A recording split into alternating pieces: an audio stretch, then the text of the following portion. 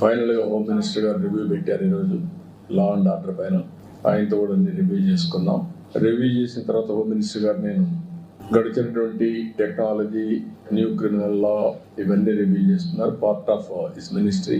ఇప్పటికీ ఒక 24 రాష్ట్రాలని రివ్యూ చేశారు. ఈరోజు మంది కూడా అయింది. దానికి కొన్ని సూచనలు ఇచ్చారు, అవన్నీ చేస్తున్నాం. అదే సమయంలో నేను పర్సనల్గా కలిసి అమరావతి దీనికి బైఫర్కేషన్ యాక్ట్ లో 10 years తర్వాత కామన్ రాజధాని హైదరాబాద్ అయిపోయింది.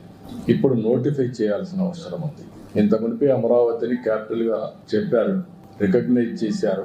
ఇప్పుడు యాక్ట్ లో పెట్టారు కాబట్టి 10 years అయింది కాబట్టి దీన్ని యాక్ట్ లో పెట్టి బైఫర్కేషన్ యాక్ట్ లో నోటిఫై చేయాల్సిన అవసరం ఉంది.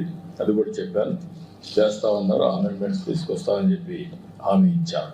అదే మరి రాయలసీమలో ఉండే వాలంటీర్ ఆర్గనైజేషన్ RDT, ఆ విషయం కూడా మన హోమ్ మినిస్టర్ గారి దృష్టి తీసుకొచ్చాను. ఎందుకంటే one of the best servicing organization అది.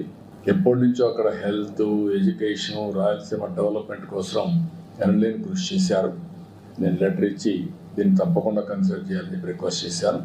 అది కూడా ఎగ్జామిన్ చేస్తానని చెప్పి హామీ ఇచ్చారు.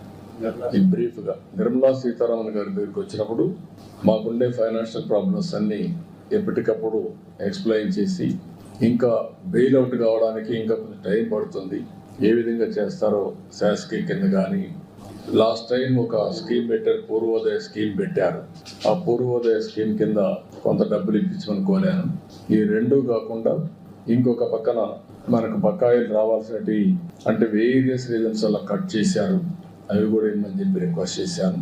ఇవి కాకుండా ఫైనల్గా మనకచర్ల, పోలవరం ఆర్థిక సహాయం చేయడానికి ఫైనాన్షియల్ స్ట్రక్చరింగ్ కోసం రిక్వెస్ట్ చేశాను. దానికి కూడా వర్షంగా ఉన్నారు.